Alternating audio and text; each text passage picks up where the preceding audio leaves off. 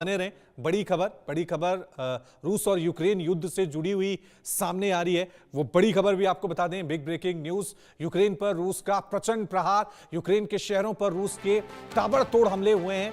Ukraine के Kherson में रूस का हमला हुआ है। यूक्रेन के खोरसोन में रूस का विनाशक हमला देखने को मिला है। रूस ने रिहायशी इलाकों में बम गिरा दिए। ये बड़ी खबर। एक तरफ भारत और रूस के बीच रिश्तों की एक नई बारिश शुरू होने जा रही है, लेकिन दूसरी तरफ यूक्रेन और रशिया के बीच संघर्ष थमने का नाम नहीं ले रहा है। यूक्रेन के कई शहरों पर रूसी सेना ने ताबड़तोड़ हमले कर दिए हैं। खोरसोन की बात करें तो वहां पर एक विनाशक हमला किया गया है। जो रिहायशी इलाका है उस पे बम बरसाए गए हैं। कई वक्त गुजर गया, कई महीने गुजर गए हैं। दुनिया के कई देशों ने कोशिश की है, लेकिन यूक्रेन और रूस का जो ये संघर्ष है, जो युद्ध है, जो जंग है, वो थमने का नाम नहीं ले रही है। खोरसोन ये इलाका है, रिहायशी इलाका है, जहां पर रूसी सेना ने ताबड़तोड़ अटैक किया है, हमले किए हैं। एक और बड़ी खबर इस वक्त की आपको बिग ब्रेकिंग न्यूज बता दें। वोवचांस्क पर रूस की एयर स्ट्राइक, ये बड़ी खबर। यूक्रेनी सैन्य पोजीशन पर जोरदार बमबारी की गई है। बमबारी में यूक्रेनी सैन्य पोजीशन तबाह कर दी गई है। यूक्रेन के निप्रो में रूस ने दागी मिसाइल यूक्रेनी सैन्य पोस्ट पर डायरेक्ट ये अटैक हुआ। तस्वीरें हम आपको दिखा भी रहे हैं किस तरह से वोवचांस्क पर रूस की ये एयर स्ट्राइक हुई है। सैन्य पोजीशन है, वहां पर जोरदार बमबारी की गई है। बमबारी में यूक्रेनी सैनिक की जो पोजीशन है वो पूरी तरह से तबाह कर दी गई हैं।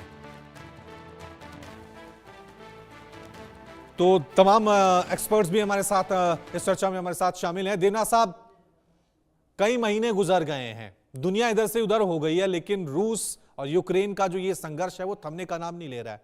अभी दौरा कल से शुरू होना है, लेकिन उससे पहले हम देख रहे हैं रूसी जो सेना है वो लगातार एयर स्ट्राइक कर रही है तमाम रिहायशी इलाकों पर।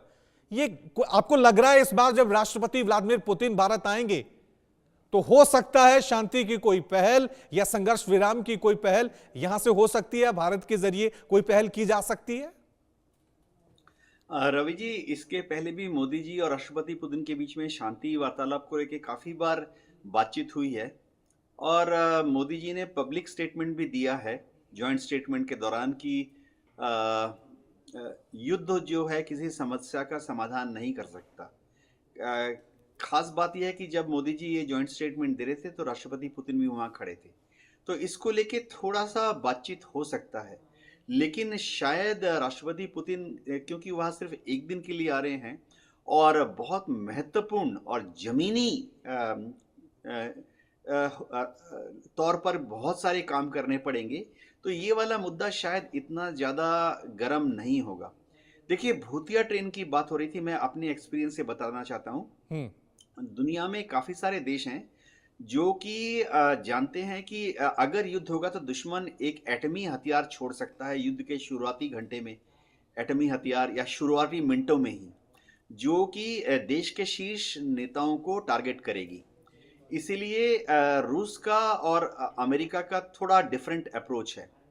अमेरिका में जैसे ही अगर उनको ये आशंका होती है कि रूस अमेरिका के टॉप लीडरशिप पर न्यूक्लियर हथियार से हमला करने के लिए आईसीबीएम लॉन्च कर दिया है वाशिंगटन की तरफ, तो वो उनके यहाँ सिस्टम है कि तुरंत वह हेलीकॉप्टर से, एयरफोर्स का जो हेलीकॉप्टर है, एयरफोर्स वन का जो जहाज है उस पर चले जाएंगे और अगले 2 घंटे 4 घंटे तक तब तक एयरफोर्स वन हवा में उड़ता रहेगा जब तक कि पता ना लगे कि वो हमला, रूस का न्यूक्लियर हमला खत्म हो गया।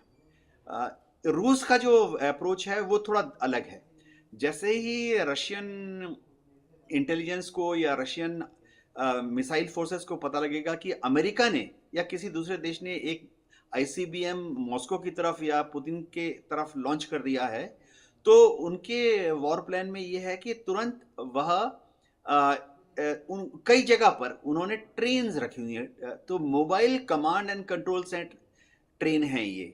इन ट्रेनों में बैठ के वो लेनिनग्राद, व्लादिवोस्तोक किसी भी तरफ कूच कर देंगे और जब तक अमेरिकन आईसीबीएम मॉस्को तक पहुंचेंगे, उसमें जाहिर बात है 45 मिनट या 1.5 घंटे का समय लगेगा, तब तक वो मॉस्को से 50 किलोमीटर 100 किलोमीटर दूर जा चुके होंगे किसी भी दिशा में।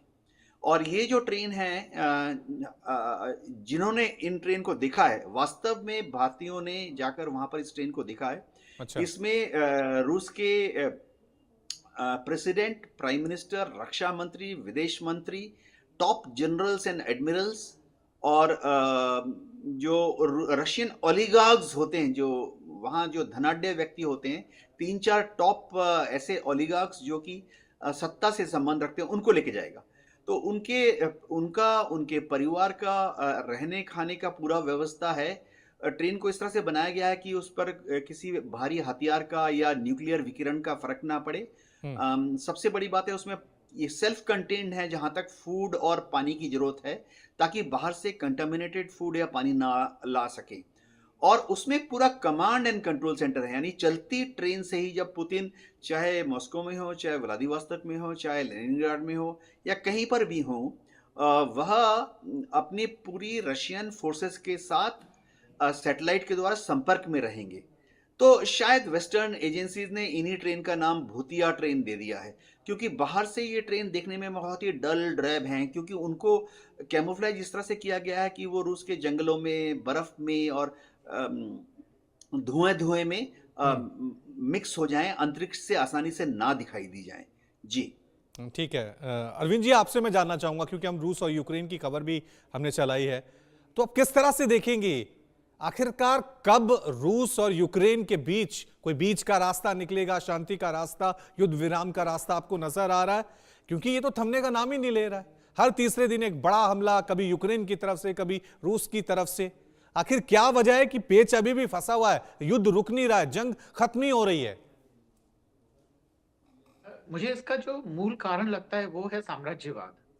अगर आप इंपीरियलिस्ट हैं और आप अगर बढ़ने में यकीन रखते हैं तो शांति कभी भी कायम नहीं हो सकती है, क्योंकि अगर यह खत्म हो जाएगा तब एक दूसरा मसला शुरू हो जाएगा।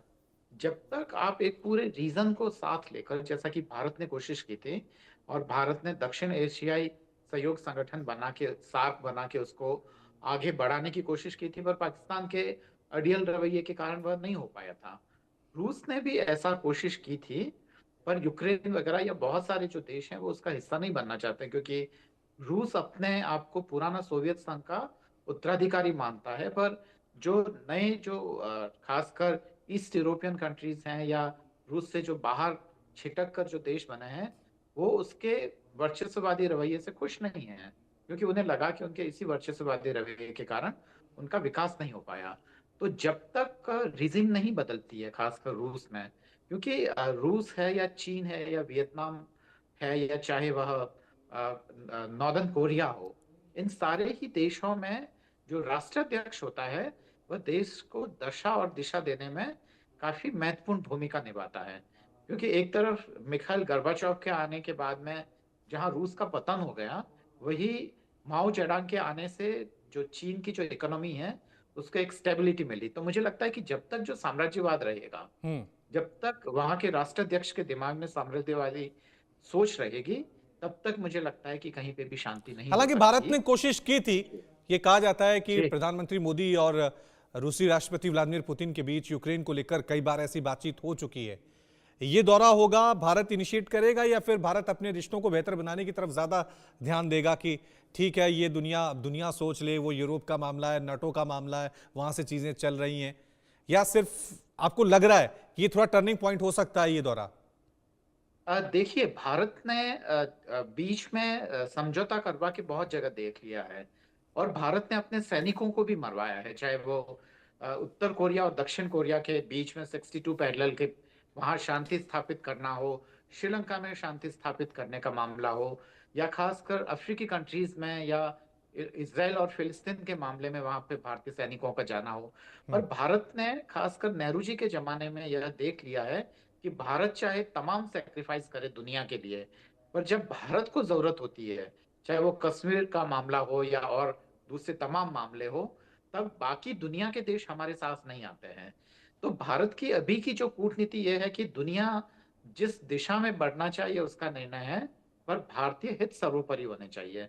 पर अभी फिलहाल के समय में ऐसा भी लग रहा है कि अगर भारत यहाँ मध्यस्थता करता है तो भारत के लिए काफी ठीक हाँ। रहेगा। कारण ये कि अगर दोनों में शांति स्थापित हो जाती है तो भारत को खासकर वेस्टर्न कंट्रीज से एक तालमेल बिठा के आगे बढ़ने में मदद मिलेगी। रूस के इन संबंधों के कारण भारत को बहुत सारी दिक्कतें आ रही है। ठीक है। और फिर चीन को काउंटर करने के लिए जो कॉरिडोर पे भारत काम करना चाहता है, जो G20 के दौरान जो हमने तय किया था, वह भी पूरा प्रोजेक्ट डिले हो रहा है इन सारी चीजों से। ठीक है, ठीक है। तो सबकी निगाहें राष्ट्रपति व्लादिमीर पुतिन के इस दौरे पे टिकी हुई हैं। आगे भी आपको इस दौरे से जुड़ी हुई हर एक अपडेट जो है आप तक पहुंचाते रहेंगे। बहुत बहुत शुक्रिया आप दोनों का इस चर्चा में हमारे साथ शामिल होने के लिए। एक छोटा सा ब्रेक ले रहे हैं, देखते रहिए इंडिया न्यूज।